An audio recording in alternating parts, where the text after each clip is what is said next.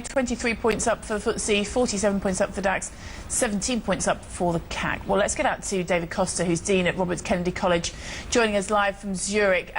You have been endlessly optimistic about the European debt crisis, and it looks, David, like you continue to be so. We've seemed to have come to a conclusion on the second tranche of Greek aid. Should I assume, based on your previous comments, that you believe we are now moving towards a final, finally drawing a line under this debt crisis for Europe?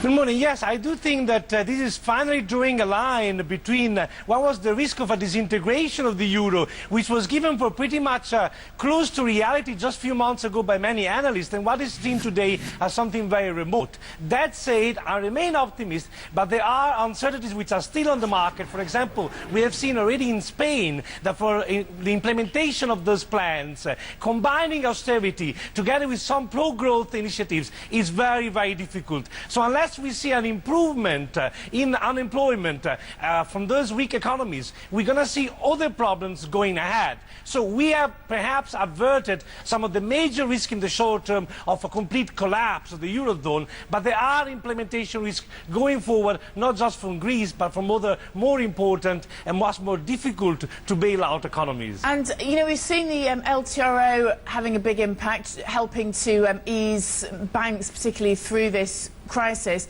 but also we're seeing vast amounts of money deposited with the ECB overnight. Every night still we're up very close to record levels. Wouldn't that indicate to you, David, that we aren't seeing the banking system yet coming back to normal and lending as we might hope?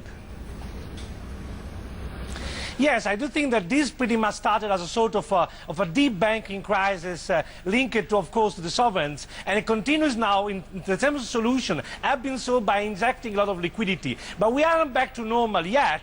That said, if we follow up some of my very optimistic recommendations, as you said back in November, because I say that this particular carry trade with the sovereigns, having so much liquidity available, will be irresistible for many banks. And that's exactly what happened. The banks have helped throughout to buy bonds and benefit from these low interest loans. But at the same time, as you say, we are not back to normal yet. There is still some uncertainty. I remain optimistic, but at the same time, I recognize that there are a lot of obstacles, a lot of bumps ahead, particularly in terms of implementation. I find it very, very difficult in a climate of austerity to really find a way to grow or at least reduce unemployment. Right.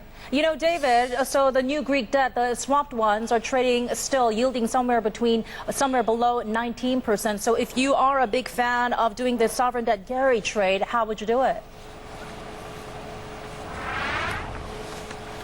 Well, of course, there are different grey areas, different degrees of doing it. As we have seen, the new Greek bonds didn't attract a lot of interest from investors. So, for example, in the case of Italy, back in November, what I said is that Italian banks will participate because it was very unlikely for Italy to collapse, even though some of the Italian bonds were trading really at very, very attractive valuation. Now we are pretty much back to normal. We are up more than 14–15% in terms of par value in some of the bonds, particularly those quoted in Swiss francs from the Italian government just from November. So it is still not a lot of space as it used to be. There are still some plays, but of course I wouldn't go in the high level of risk in uncertainty like in Greece, because we have seen things can change very quickly. In those bonds which are still governed by Greek law, things can really go into another direction, even in a year from now, 2 years or 3 years. So we're not totally out of the tunnel yet. We haven't solved totally the crisis, but perhaps we have sorted this particular chapter of the crisis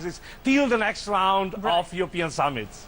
Okay, well, thank you so much for that. Great to talk to you, and take care. David Costa from Robert Kennedy College.